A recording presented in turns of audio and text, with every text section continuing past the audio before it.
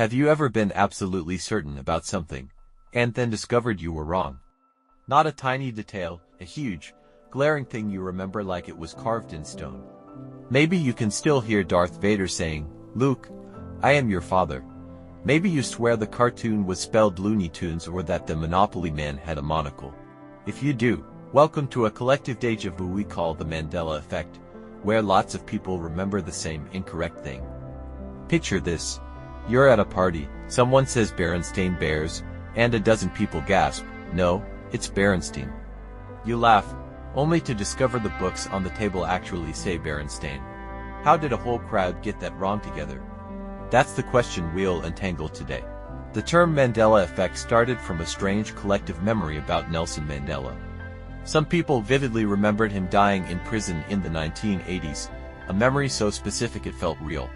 In truth, Mandela was released, became president, and passed away decades later. That mismatch, large groups confidently remembering the same falsehood, stuck in people's minds and earned the name Mandela Effect. But it isn't only about Mandela. The internet is full of examples, movie lines that never happened, brand logos with features that never existed, even entire movies that never premiered. Each example is a little window into how memory works, or how memory doesn't work. Here's the first big idea. Memory is reconstructive. Your brain doesn't play back an exact recording of the past. Instead, it rebuilds the past using fragments, smells, emotions, images, phrases, and fills in gaps with educated guesses. Think of remembering like retelling a story. Every time you retell it, your version changes slightly. Maybe you exaggerate, maybe you omit something. Those changes get restored. Over time, the memory you have becomes less about the original event and more about the last time you told the story. That's why dozens of people can end up telling almost the same, slightly altered story. Here's a mind bender. The parts of the brain you use to imagine are the same parts you use to remember. If you imagine an event vividly enough, especially over and over, your brain can't always tell whether it actually happened or you just pictured it. So if you repeatedly picture Darth Vader saying, "Luke, I am your father," because it sounds natural, your mind can start to treat that imagined line like a memory. Rehearsal matters. Repetition, even of a false detail, makes it feel more real. Our brains are pattern machines. They hate empty space. When facts are fuzzy, your mind will fill in what makes sense.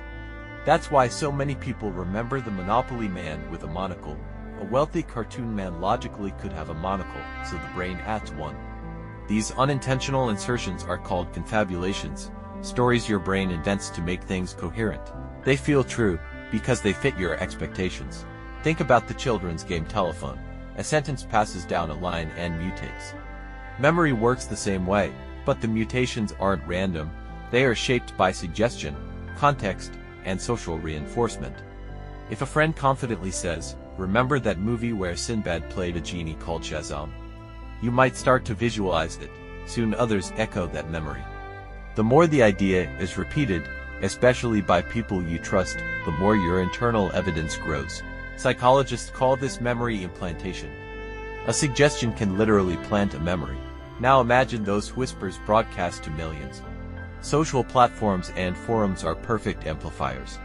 A single catchy example of a misremembered fact can spread, gather believers, and look like proof of a shared reality. Once enough people say they remember the same thing, especially with confident wording or doctored images, it feels undeniable. That's how tiny misrememberings turn into trending Mandela effects. The internet doesn't just reflect memory, it shapes it. Let's run through a few striking cases, little memory riddles you might relate to. Star Wars line, many remember Luke, "I am your father." The actual line is different, but the misquote fits our instincts, so it's stuck. Berenstain Bears, tons of people write Berenstein, not Berenstain. The Stein suffix feels more common, so the brain leans toward it. Monopoly man's monocle, he doesn't have one, but a monocle makes sense so people remember it. Fruit of the loom horn, a cornucopia often feels right with fruit, but the logo has never included one. The Phantom film Shazam, many insist they saw a Sinbad genie movie, it never existed. Memories may conflate other films, TV appearances, or similar sounding titles. Each example is a tiny laboratory showing the same processes at work. reconstruction, expectation, suggestion, repetition. This isn't only fun trivia, it shows how fragile eyewitness testimony can be, with implications for courts, history, and how we form beliefs. If groups of ordinary people can confidently remember the wrong thing, we have to be careful about trusting memories as proof. Philosophically, the Mandela Effect nudges at deeper questions. What is truth when our minds rewrite events? How do communities build shared realities from imperfect private memories? It's a reminder that our confidence does not equal correctness. You don't have to be powerless. Here are a few habits to reduce false memories. Check original sources when possible: photos, recordings, original packaging. Don't rely on a single memory retelling. Consult contemporaneous records. Be skeptical of repetition. If something is everywhere online, but you can't find original evidence, pause. When recounting memories, note uncertainty. I think, or I might be remembering this wrong. It prevents hardening a false detail. Your brain isn't a recorder, it's a storyteller. It reconstructs, imagines, and fills in gaps.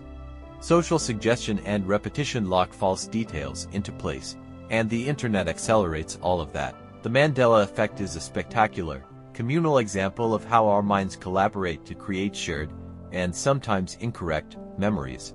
So the next time you're absolutely sure something happened a certain way, take a breath. Your memory feels right because your brain is doing its job, making a tidy, meaningful story out of messy experience. But tidy doesn't always equal true. If this trip through the architecture of memory tickled your curiosity, like this video and subscribe to Philosora to keep exploring how our minds shape reality. Hit the bell so you don't miss the next mind-bending puzzle. And drop a comment. Tell us the memory you're sure about that might be wrong. Let's crowdsource our Mandela effects and see what nervous little brain gaps we all share. Thanks for watching. See you in the next one.